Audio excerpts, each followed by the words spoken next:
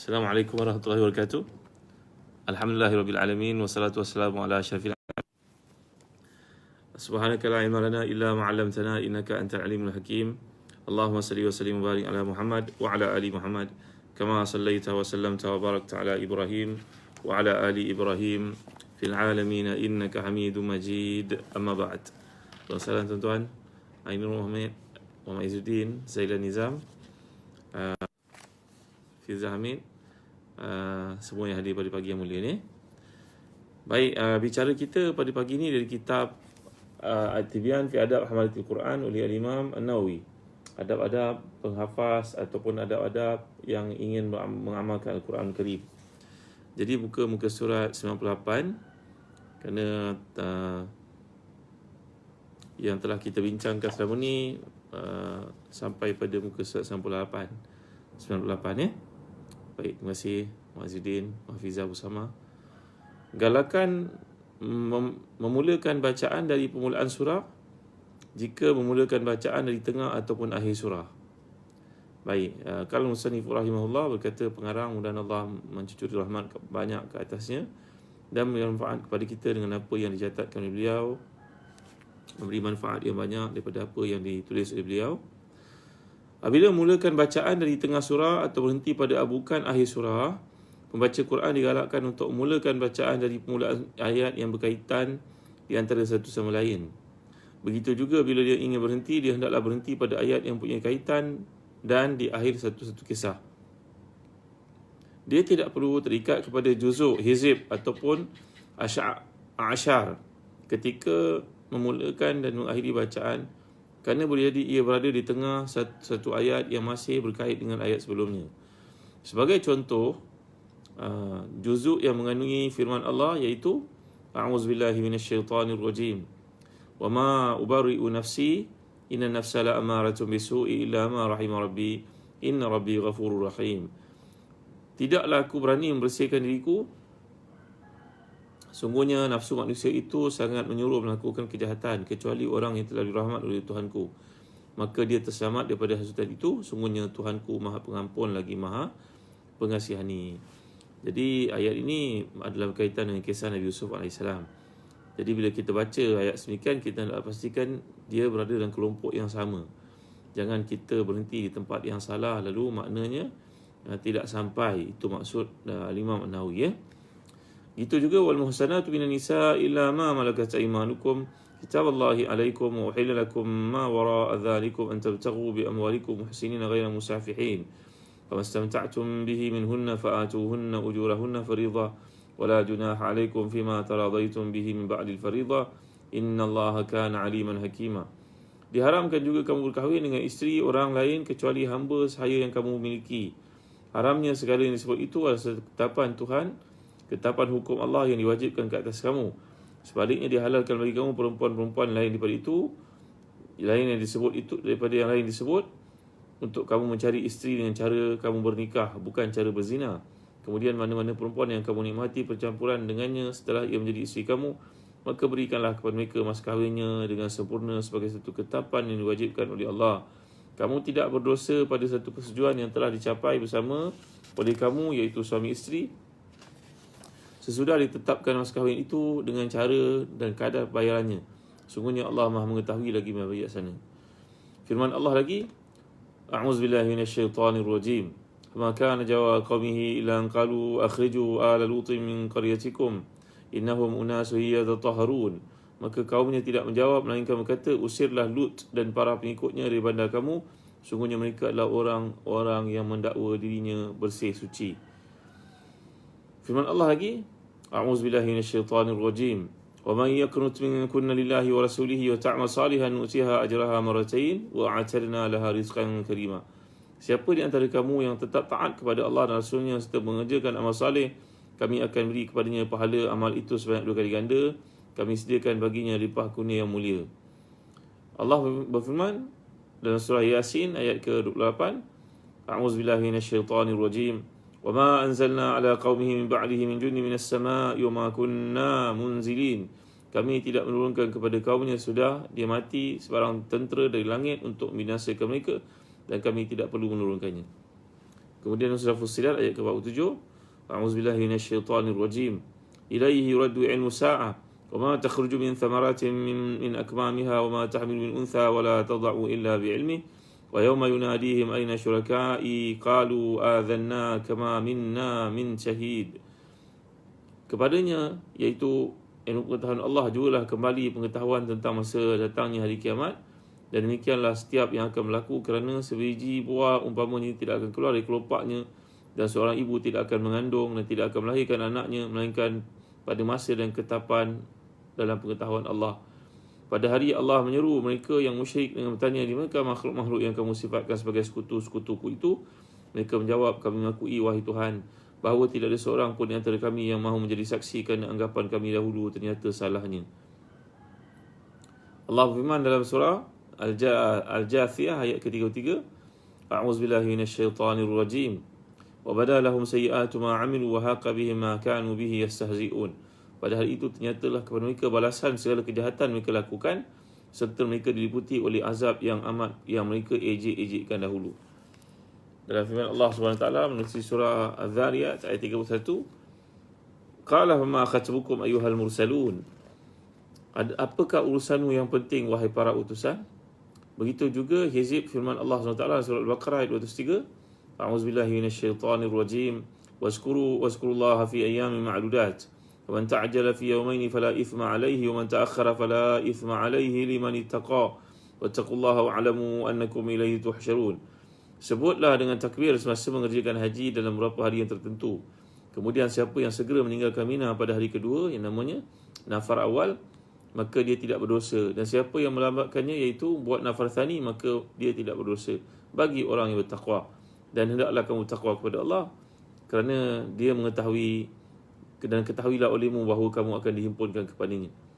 Kemudian dalam surah Ali Imran ayat ke-15, A'udzubillahi minasyaitonir rajim. Qul a'unabbi'ukum bi khairin min dzalikum lilladzina taqaw 'inda rabbihim jannatun tajri min tahtiha al-anharu khalidina fiha wa azwajun mutahhara wa ridwanun minallah wallahu basirun bil 'ibad. Katakan wahai Muhammad, mahukah aku khabarkan kepada kamu perkara yang baik daripada semua itu, iaitu bagi orang bertakwa disediakan di sisi Tuhan mereka syurga yang mengalir di bawahnya sungai-sungai sambil mereka kekal di bawahnya. Disediakan juga pasangan-pasangan yang suci dan mereka beroleh keridhaan daripada Allah. Ingatlah Allah melihat para hamba-Nya. Baik, apa ulasan Al-Imam An-Nawawi terhadap ayat-ayat ini? Bagi semua contoh ayat ini, seumpamanya membaca Quran sepatutnya tidak memulakan dan menghentikan bacaan di situ, kerana ia berkaitan dengan ayat sebelumnya. Jangan ambil bahagian itu saja, nanti tidak lengkap. Janganlah seorang terpedaya dengan ramainya di kalangan pembaca Quran yang buat demikian, serta tidak menjaga adab-adab ini dan tidak memikirkan maksudnya. Jadi tergantung, bila kita ambil ayat itu saja tanpa konteks sebelumnya, maka ia terkeluar daripada apa yang dikehendaki dalam bentuk message Al-Quran, khitab Quran itu. Ikutilah hadis yang diriwayatkan oleh Al-Hakim Abu Abdullah dengan sanadnya daripada Sayyid Jalil Fudail bin Iyad berkata, jangan kamu rasa bimbang berada di jalan-jalan petunjuk kerana ahlinya sedikit, dan jangan terpedaya dengan kuantiti yang ramai, kerana orang itu adalah orang binasa. Kekurangan orang melalui satu jalan tidak mudaratkan dirimu. Jadi kat sini maksud Imam Nawawi, kita jangan terikut dengan tradisi, dengan trend orang ramai, tapi ikutlah kebenaran. Jadi apa yang ramai itu belum tentu ia kebenaran. Kebenaranlah kebenaran walaupun sikit jumlah pengikutnya. Itu maksud Fudail bin Iyad.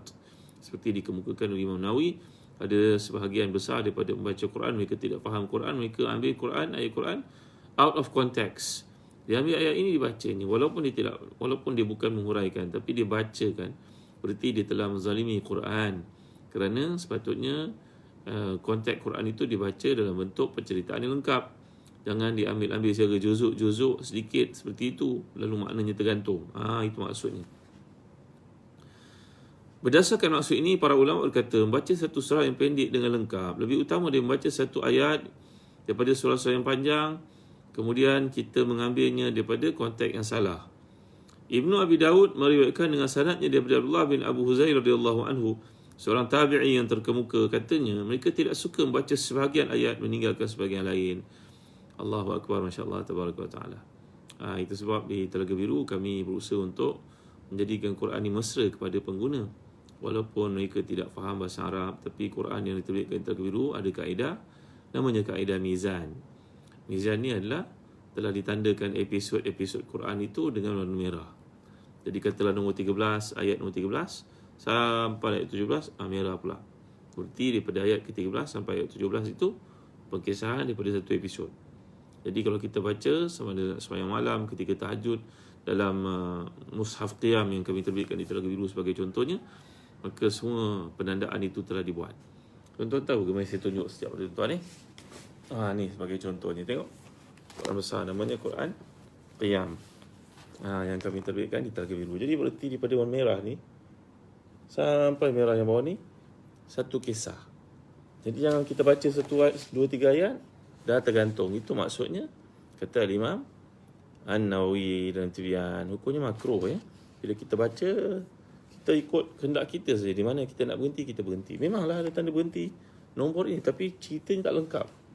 Di Telaga Biru kami prihatin bab ini. Maka warna merah menandakan satu penceritaan. Ini adalah contohnya Quran Qiyam, Mushaf Qiyam yang kami terbitkan di Telaga Biru, Quran Qiyam, untuk memudahkan bacaan. Tahniah yang telah pun khatam Quran dengan menggunakan Quran ni pada tahajud mereka, tarawih mereka. Bagi tuan yang nak dapatkan Quran ni boleh berurusan dengan Zahazan Travel. Quran besar ni sangat manfaat tuan-tuan. Targetlah untuk khatam Quran dalam sembahyang. Jadi ini maksudnya kata Al-Imam An-Nawawi ni tadi. Jadi para ulama di kalangan tabi'i mengatakan lebih baik kita baca surah pendek yang kita lengkapkan penceritaannya daripada kita kutip sana, kita ambil sini, petik sana, petik sini, tapi kita pun tak tahu sebenarnya kisah yang kita petik itu tidak sempurna. Gitu maksudnya. Baik, dalam Quran ada tematik pun ada juga Ustaz. Ya, Quran tematik saya pun ada. Alhamdulillah, terima kasih. Quran tematik itulah maksudnya. Tema ke tema ditandakan dengan warna berbeza. Terima kasih. Baik, Suzy, barakallahu fikum. Keadaan-keadaan makruh untuk baca Al-Quran. Berkata pengarang lagi, moga Allah mencurah rahmat yang banyak kepada Imam Nawawi dan beri manfaat kepada kita yang tinggal yang baca kitab ini. Ketahuilah bahawa membaca Quran digalakkan secara mutlak, melainkan pada waktu-waktu yang dilarang oleh syarak. Aku sebutkan sebahagian yang terlintas di hatiku secara ringkas tanpa menyebutkan darinya kerana ia begitu masyhur. Keadaan makruh membaca Al-Quran. Yang pertama, ketika rukuk, tak boleh baca Quran masa rukuk. Tak boleh baca Quran masa sujud. Tasyahud dan waktu-waktu dalam salat kerana kecuali ketika berdiri betul. Maka ketika berdiri betul bersama dengan Al-Fatihah itu kita boleh baca surah-surah Al-Quran. Tapi masa rukuk, masa sujud, tasyahud tidak boleh membaca Al-Quran. Kerana likuli maqamin maqal. Setiap tempat itu ada bacaan yang telah ditetapkan oleh syarak. Yang kedua, ketika membaca surah lain selain daripada Al-Fatihah bagi makmum dalam salat jahriyah bila dia sedang mendengar bacaan imam. Jadi makmum bila imam selesai baca Al-Fatihah, dia pula baca Al-Fatihah. Kemudian dia mendengar bacaan imam apa yang berbaki. Bergantunglah imam baca surah yang panjang ke, surah yang pendek ke, yang mana yang kita sempat dengar, kita dengarlah. Waktu kita clash bacaan, baca Al-Fatihah, imam baca surah lain, tak mengapalah. Maka kita tidak dibolehkan untuk baca surah-surah yang lain. Tuan-tuan ni boleh kasihan. Kadang-kadang ada orang yang ikut bacaan imam. Tak boleh tuan-tuan. Kita hanya disuruh baca Al-Fatihah sahaja. Ikut bacaan imam, bersama dengan imam, surah selain daripada Al-Fatihah, ia boleh membatalkan sembahyang. Yang ketiga, ketika duduk dalam tandas juga diharamkan baca Al-Quran Karim. Yang keempat, ketika mengantuk. Mengantuk berarti mengantuk nanti kita baca Al-Quran, mungkin kita tersilap. Lain perkataan yang kita sebut, lain yang maksudkan Al-Quran, lain yang ada dalam Quran itu, tapi kita baca lain kerana kita mengantuk. Yang kelima, ketika tidak mahir baca Al-Quran, maka kena belajar Al-Quran. Bila kita belajar, kalau ada kekurangan ketika membacanya, itu tak mengapa. Tapi kalau pandai-pandai baca ikut selera kita, kerana mendengar bacaan imam tertentu dalam YouTube, kita pandai-pandai ikut tanpa ada guru yang mengajar, ini haram hukumnya. Kerana Quran mempunyai hak-hak yang perlu kita tunaikan. Tajwidnya, makhrajnya, sifatul hurufnya, sebagainya. Yang kelima, ketika tidak mahir membaca Al-Quran. Ini tadi. Yang keenam, ketika khutbah bagi orang yang mendengarnya. Tidak makruh membacanya bagi yang tidak mendengar khutbah. Bahkan hukumnya sunat. Ini pendapat yang terpilih yang sahih. Kalau zaman dulu-dulu mereka tak ada mikrofon macam kita. Kalau kita sembahyang kat belakang jauh, tak dengar imam berkhutbah, maka bolehlah, haruslah kita baca Al-Quran. Tapi kalau dalam konteks sekarang kita berada di masjid, ada speaker yang bolehkan kita mendengar bacaan ataupun penyampaian khutbah, maka hendaklah kita mendengar khutbah yang disampaikan. Jadi makruh kita baca Quran ketika imam sedang berkhutbah, dalam keadaan kita mendengar khutbah tersebut. Suaranya jelas pada kita tapi kita baca Al-Quran, hukumnya makruh. Diriwayatkan daripada Taus yang pandangan makruh dan daripada Ibrahim pandangan ia tidak makruh. Maka dua pandangan ini boleh digabungkan seperti yang kami nyatakan sebagaimana disebut imam oleh ulama mazhab kami, maknanya mazhab Syafi'i, kerana Imam Nawawi ini merupakan seorang jago tunggak kepada mazhab Syafi'i. Tidak makruh baca Quran ketika tawaf, dan ini adalah mazhab kami dan pandangan kebanyakan ulama. Ibnu Munzir telah pun nyatakannya daripada Atha, Mujahid, Ibnu Mubarak, Abu Thawr dan Ashabul Ra'i. Ashabul Ra'i maknanya mereka yang memberikan pandangan, terutamanya mazhab Abu Hanifah. Mazhab Hanafi dipanggil sebagai Ashabul Ra'i. Mereka begitu banyak mengemukakan pandangan-pandangan tanpa ada nas daripada Quran ataupun hadis. Mereka menggunakan pandangan-pandangan mereka dengan kajian mereka. Al-Hasan Al-Basri, Urwah bin Zubair dan Malik meriwayatkan mengenai pandangan makruh membaca Quran ketika tawaf. Namun pendapat yang sahih adalah pendapat pertama, iaitu tidak makruh ketika tawaf untuk membaca Al-Quran. Kalau kita tidak menghafal doa-doa untuk tawaf ataupun tak ada idea nak berdoa, kita bacalah Al-Quran ketika tawaf. Hukumnya adalah sunat, tuan-tuan dimuliakan Allah sekalian. Hukumnya adalah harus. Baik. Pandangan yang mengatakan ia makruh adalah pandangan marjuh. Yang rajih adalah pandangan mengatakan ia tidak makruh. Manakala penjelasan berkenaan khilaf ulama tentang baca Quran di tempat mandian umum, di jalanan dan bagi orang yang mulutnya bernajis telah pun dijelaskan sebelum ini. Kita telah bincangkan mandian umum ni berarti tandas awam. Dulu-dulu mereka ada spa untuk orang ramai gunakan. Kadang-kadang tempat itu orang tidak menutup aurat dan sebagainya. Jadi hendaklah kita, maknanya zaman dulu-dulu mereka ada bilik mandi awam, kerana rumah tak ada kemudahan untuk mandi seperti kita pada hari ini. Jadi rumah mandi awam itu, public toilet itu, kalau kita masuk yang laki punya ke, laki pun mungkin buka aurat di situ. Kalau perempuan, masuk tandas perempuan lah, maksudnya gitu. Tapi bila kita pergi tempat tersebut terdedah kepada buka aurat, maka adakah sesuai Quran dibacakan di situ? Kita telah bincangkan dalam bab yang lalu. Baik. Perkara-perkara yang ditegah ketika membaca Al-Quran. Antara bid'ah yang ditegah dalam baca Quran ialah apa yang dilakukan oleh sebagian mereka yang jahil serta imam kepada orang ramai dalam salat tarawih dengan baca surah Al-An'am dalam rakaat terakhir pada malam ketujuh dengan meyakini bahawa perkara tersebut adalah sunat. Mereka turut menghimpunkan beberapa perkara lain yang ditegah, antaranya keyakinan mereka bahawa ia sunat ialah sesuatu yang sunatkan. Yang kedua, menimbulkan keraguan tentang hal tersebut kepada masyarakat awam. Yang ketiga, memanjangkan rakaat kedua berbanding dengan rakaat pertama, sedangkan memanjangkan rakaat pertama adalah amalan Nabi berbanding rakaat kedua. Ini amalan-amalan orang pada zaman Imam Nawawi. Baca surah Al-An'am pada malam ketujuh, panjangkan rakaat kedua lebih pada rakaat pertama. Ini semua adalah bid'ah. Perkara yang Nabi tak lakukan, para sahabat tidak buat. Ya. Lagi, memanjangkan salat makmum. Yang kelima, membaca surah dengan terlalu cepat. Ini merupakan perkara-perkara bid'ah yang dilakukan oleh golongan yang jahil, kata Imam Nawawi. Jadi tuan-tuan, kita ikutlah apa yang telah dijelaskan oleh para fuqaha, bukannya orang-orang awam yang entah mana-mana dalil diambilnya. Baik, ini tak berlaku pada zaman kita. Ini zaman dulu kata Imam Nawawi di setengah-setengah tempat. Antara bid'ah yang serupa dengan hal tadi adalah orang yang jahil di kalangan mereka membaca surah yang mengandungi ayat sajadah selain daripada surah sajadah pada sembahyang subuh pada hari Jumaat bertujuan untuk sujud sajadah. Padahal yang sunat dilakukan hanyalah membaca surah sajadah pada rakaat kedua dan surah Al-Insan pada rakaat kedua. Surah sajadah pada rakaat pertama dan surah Al-Insan pada rakaat kedua. Itu sahaja yang warid daripada amalan Nabi pada pagi Jumaat subuh. Selain daripada itu, yang pandai-pandai diadakan oleh pihak yang tertentu tidak ada dalilnya, kata Imam Nawawi. Inilah pandangan yang muktamad dalam mazhab Syafi'i. Kita membaca surah As-Sajdah pada rakaat pertama solat subuh itu dan baca surah Insan pada rakaat kedua. Kalau ada yang baca selain daripada itu, iaitu surah-surah lain yang mengandungi tempat sajadah dan mereka bersujud, kata Imam Nawawi, itu Nabi tidak pernah lakukan sallallahu alaihi wasallam. Inilah buatan bid'ah, perkara yang diadakan oleh golongan yang jahil, kata Imam An-Nawawi. Baik, permasalahan-permasalahan terpencil yang perlu diketahui. Antaranya, bila seorang baca Quran kemudian terasa ingin kentut, maka dia hendaklah menghentikan bacaannya sehingga selesai kentut. Kemudian dia menyambung kembali bacaan tadi. Ini diriwayatkan oleh Imam Abu Dawud Dan selainnya daripada al-ta', dia merupakan satu adab yang baik.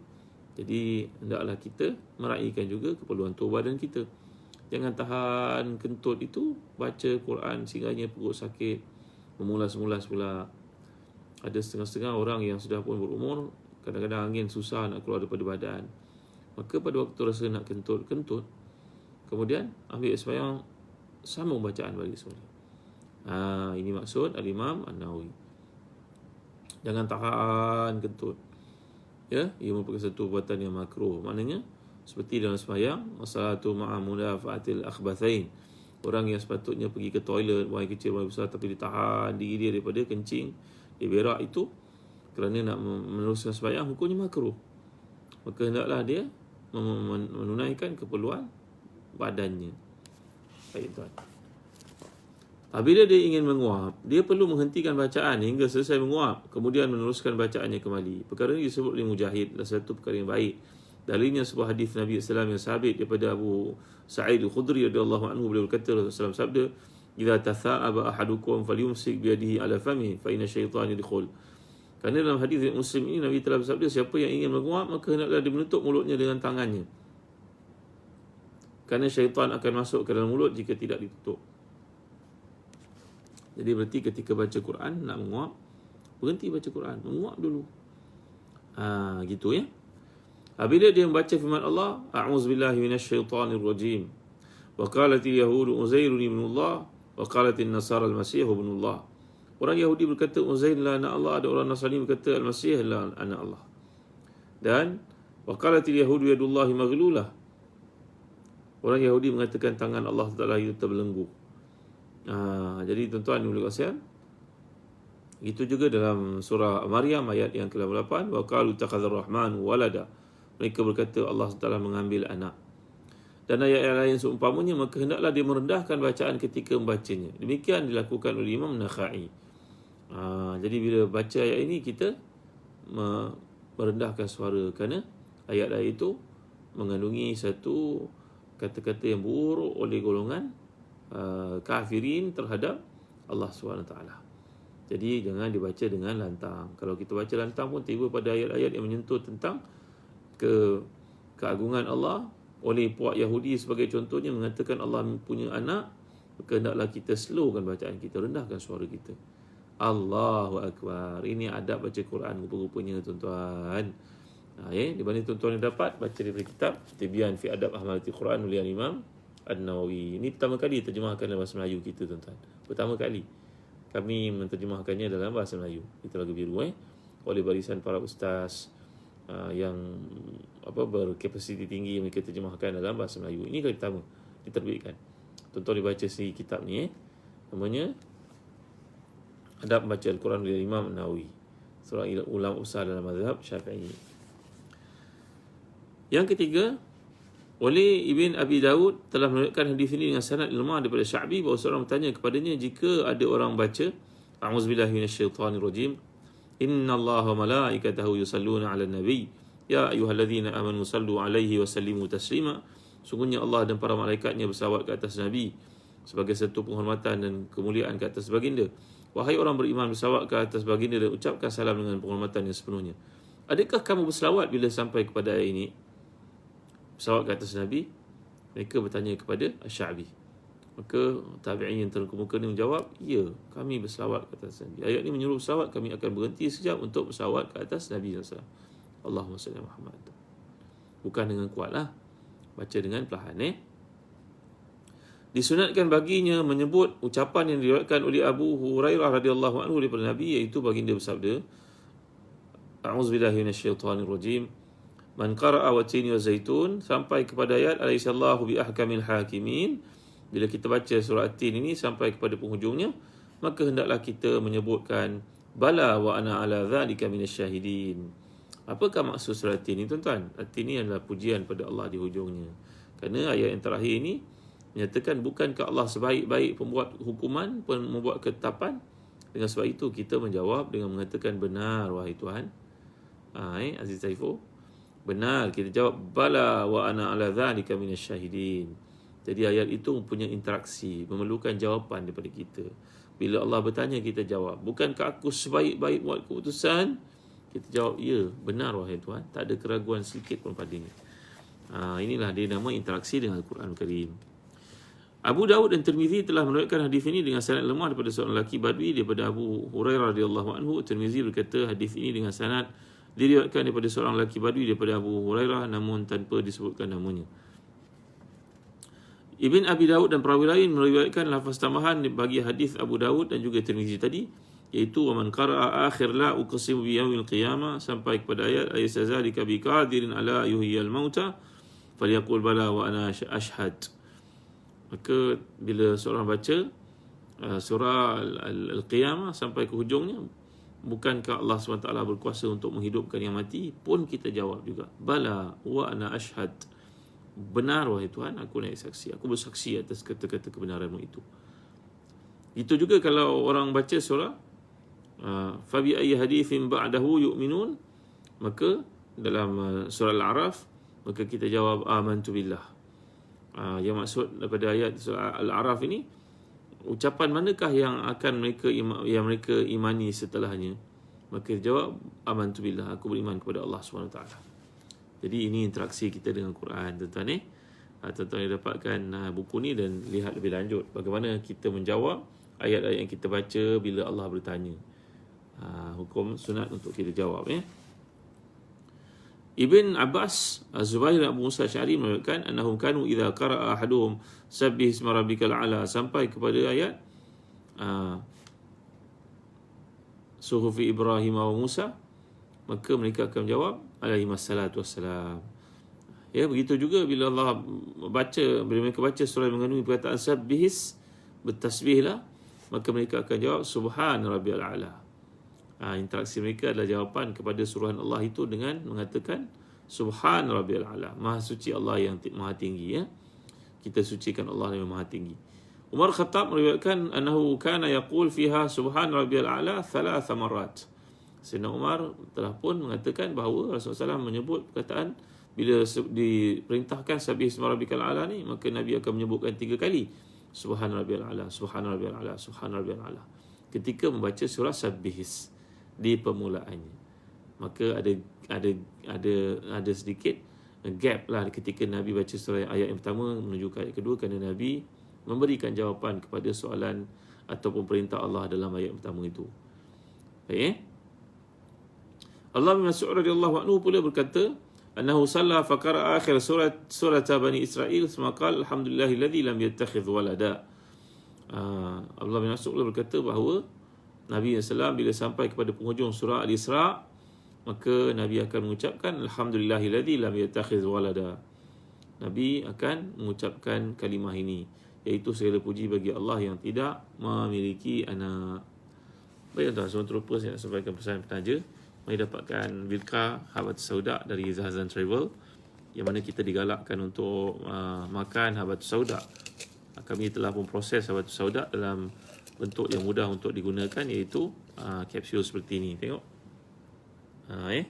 Jadi senang untuk dinikmati. Dalamnya mengandungi minyak Habatus Sauda yang Nabi telah sabdakan sebagai minyak keberkatan, bijirin keberkatan. Ramai sahabat yang mengalami penyakit tentu disebut oleh Imam Ibn Qayyim dalam kitabnya Tibun Nawawi, lebih daripada 100 penyakit boleh dirawat dengan Habatus Sauda. Seperti orang yang banyak kahak, orang yang suka tidur malam, orang yang mengalami sakit dalam badan, ibu yang menyusukan anak yang kurang susunya, jadi resdung dan sebagainya. Dapatkan Habatus Sauda Birkah pada Zahzan Travel. Galakkan keluarga kita gunakan, hadiahkan untuk ibu ayah kita, terutamanya musim endemik ini. Moga-moga dengan cara demikian dapat melihara badan kita daripada diserang kuman ataupun virus bahaya. Habatus Sauda Birkah daripada Zahzan Travel. Kami ambil perkataan Birkah sebagai sempurna barakah, keberkatan. Untuk tuan-tuan, kami di Zahzan Travel juga ada memasarkan produk kurma ajwa dari Madinah, ada sijil lahir dari Madinah yang disabdakan Nabi sallallahu alaihi wasallam, tasabbaha bi sab'i tamaratin ajwatan lam yadurru sumun nasirun. Siapa yang makan kurma ajwa 7 biji setiap pagi, selamat dari sihir dan juga racun. Tengok ni di dalam ni. Cantik tengok, macam turun dari pokok. Kurma ajwa. Dan jangan lupa kami juga ada kurma mekjol dari Palestin, dari Jordan. yang disebutkan oleh Allah dalam surah Maryam ayat yang ke 25. Wa wuzi ilaiki bi jiz'in nakhla tusaqit alaiki rutaban janiyya. Inilah kurma mejol yang difirmankan Allah disuruh diperintahkan Maryam untuk memakannya selepas melahirkan puteranya Isa, untuk menghilangkan kesakitanmu. Maka isteri kita, ibu kita yang bersalin contohnya, adik ke keluarga ke, dapatkan kurma mejol dari Zahazan Travel, sebagai mengikut sunnah Maryam alaihissalam yang makan kurma ni selepas bersalin puteranya Isa dalam keadaan keseorangan. Dapatkan di Zahazan Travel semua. Bagi tuan yang nak melakukan ibadat akikah pun kami boleh lakukan tuan-tuan, bagi pihak tuan-tuan di Mekah dan juga di Madinah. Siap jamuan sekali bagi tuan-tuan yang akan memiliki anak tak lama lagi, perempuan yang akan bersalin, boleh melakukan akikah di Mekah dan juga di Madinah bersama kami di Zahazan Travel. Tuan-tuan ya. Baik. Seterusnya, ada kalangan ulama mazhab kami yang menyatakan bahawa sunat mengucapkan bacaan itu dalam salat berpandukan dalil yang telah dikemukakan daripada Abu Hurairah mengenai 3 surah tadi. Demikian juga disunatkan mengucapkan satu ucapan pada ayat lain yang kami jelaskan dengan keadaan yang sama dengannya. Jadi dalam sembahyang pun hukumnya sunat untuk menjawab firman Allah itu bila ditanyakan kepada kita. Alaihissallahu bi ahkamil hakim, kita jawab bala wa ana ala zalika minasyahidin. Kemudian subbihi isma rabbikal a'la, kita jawab subhana rabbiyal a'la, subhana rabbiyal a'la, subhana rabbiyal a'la. Dalam sembahyang, dalam sembahyang. Jadi banyaknya manfaat buku kecil ni. Tibyan fi adab hamalatul Quran oleh Imam Nawawi. Tuan-tuan dapatkan daripada Zahazan Travel. Dan begitu juga kalau tuan-tuan nak beli secara online di www.telagabiru.com.my. telagabiru.com.my. Tuan-tuan boleh dapatkan buku ni, beli secara online. Untuk tuan-tuan, kami di Telaga Biru juga menerbitkan buku-buku untuk anak-anak, contohnya Kem Bestari Salat, yang mengajar anak kita untuk mengambil wuduk dengan sempurna. Bagi mereka yang telah mandi wajib, diajar untuk mandi wajib. Buku ni penuh dengan gambar, ada checklist, ada panduan, latih to be. Buku ni cuma harganya RM4.90 saja di Telaga Biru, Kem Bestari Salat. Tolong tuan-tuan, ambil berat salat anak-anak kita. Tanpa salat yang sempurna, semua ibadah lain tidak diterima oleh Allah. Jadi ajarlah anak kita untuk salat dalam musim cuti anak ada di samping kita waktu seperti sekarang, dan juga muhasabah untuk diri kita dalam pelaksanaan salat kita masing-masing. Dapatkan Kem Bestari Salat. Baik tuan, cukup setakat ini dulu. Yang baik semuanya daripada Allah, kelemahan manusia. Semoga ada manfaat dalam perkongsian kita pada pagi yang mulia ni. Kita mulakannya dengan sesuatu yang menyuburkan iman. InsyaAllah lagi 10 minit masuk waktu duha. Maka tuan-tuan jangan abaikan salat sunat duha, kerana ia tanda syukur atas nikmat yang Allah berikan yang berbagai. Dan juga dengan salat duha Allah menyempurnakan segala keperluan kita pada hari ini. Sekian, sama-sama kita tangguhkan dengan baca suratul Asr tasbih kafarah. Bismillahirrahmanirrahim. Wal 'asri innal insana lafi khusr illa alladhina amanu wa 'amilus salihati wa tawassaw bil haqq wa tawassaw bis sabr. Subhanakallahumma wa bihamdika asyhadu an la ilaha illa anta astaghfiruka wa atubu ilaik. Alhamdulillah Rabbil Alamin. Wassalatu wassalamu ala asyrafil anbiya'i wal mursalin Sayyidina Muhammadin wa ala alihi wa sahbihi ajma'in. Allahumma ighfir lana dhunubana wa israfana fi amrina wa sabbit qadamana wa sunna 'alal qawmil kafirin. Allahumma ahsina aqibatana fil umuri kulliha wa ajirna min khizyi dunya wa 'adzabil akhirah. Rabbana la tuzigh qulubana ba'da idh hadaytana wa hab lana min ladunka rahmatan innaka antal wahhab. Rabbana hab lana minas salihin. Rabbana hab lana min ladunka dhurriyyatan thayyibah innaka sami'ud du'a. Allahumma ahsina aqibatana fil umuri kulliha wa ajirna min khizyi dunya wa 'adzabil akhirah. ربنا آتنا في الدنيا حسنة وفي الآخرة حسنة وقنا عذاب النار. اللهم إنا نعوذ بك من جهد البلاء ودرك الشقاء وسوء القضاء وشماتة الأعداء. اللهم إنا نعوذ بك من البرص والجنون والجزام من سيء الأسقام. ربنا آتنا في الدنيا حسنة وفي الآخرة حسنة وقنا عذاب النار. وصلى الله على سيدنا محمد وعلى آله وصحبه وسلم. الحمد لله رب العالمين. تقبل الله منا ومنكم. Tuan, ada tuan-tuan yang tanya tadi tentang mushaf qiyam. Inilah dia yang besar ni, boleh kita gunakan sebagai panduan dalam salat tahajud kita kat rumah. Targetlah untuk khatam Quran dalam salat tahajud. Gunakanlah mushaf qiyam yang lengkap dengan waqaf ibtida, kaedah mizan, kaedah zikir, yang menganjurkan kepada kita bagaimana baca permulaan ayat dengan cara yang betul. Kerana kadang-kadang ada yang beranggapan kena ikut baris yang ketiga daripada huruf yang ketiga, maka ini satu benda yang tidak tepat. Kena ada kaedah yang tentu, kena menguasai bahasa Arab, tapi semuanya telah dimudahkan dalam Quran qiyam ini tuan ni. Jadi tuan-tuan akan dapati di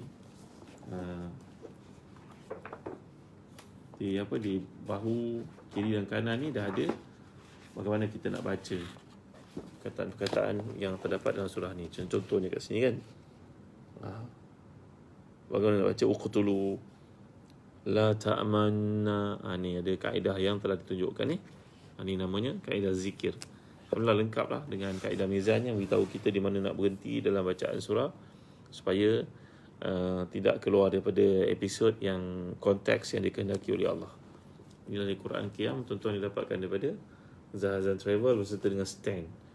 Standnya kuat, ukur. InsyaAllah boleh support Quran yang berat ni untuk kegunaan kita ibu ataupun ibu kita, ayah kita yang tangannya tak kuat nak pegang Quran lagi. Ada stand yang boleh di-adjust. Alhamdulillah inilah stand yang paling kuat. Jangan beli dekat tempat-tempat lain, online dan sebagainya, tuan-tuan. Kadang-kadang dia tak kuat. Bahaya, berat.